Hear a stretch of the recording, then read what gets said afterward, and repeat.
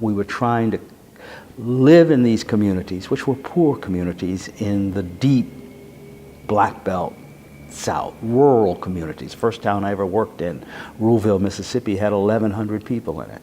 And we embedded ourselves in these communities with people in these communities. What we're trying to do was, starting with already existing leadership, even if it was invisible leadership, cultivate additional local leadership and cultivate community organization. Our argument was that people have a right to have at least some say-so in the decision-making that affects their lives, that they have to take control over their lives.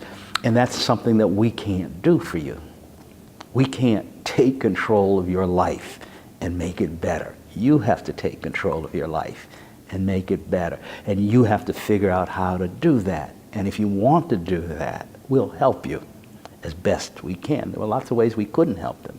Like we could offer no protection against the violence. You know, we had little influence with federal government and no influence with state government.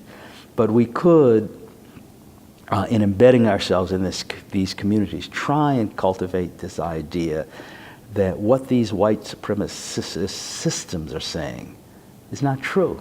You can control your own life. You have a right. And you not only have rights, you have the right to assert those rights.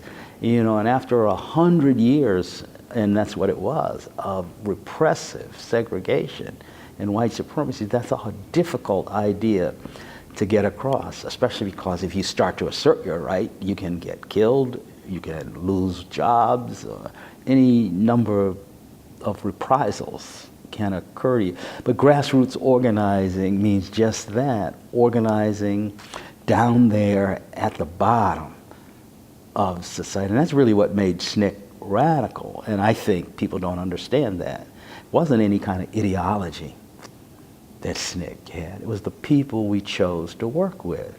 And we chose to work with the people that nobody else worked with.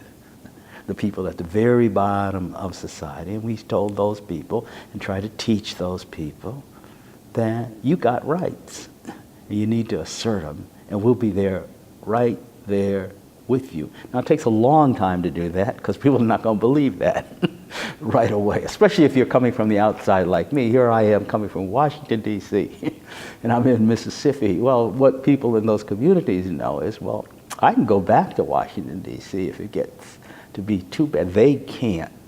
So you have to give them time to judge you. So you're saying, well, I'm here, and I'm going to stay here no matter what.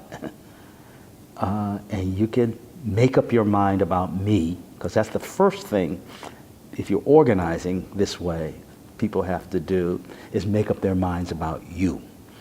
Then, when they make up their minds about you, then they have to make up their minds as to whether they want to do what you're asking them to do. And there were a lot of people who liked you, but would tell you, I'm not going down there to the county courthouse, Charlie, and do what you're asking me to do. That's just the way life was. But the organizing, and that's why I wound up staying in Mississippi for I came there in the summer of 1962, and I don't leave until the spring of 1967.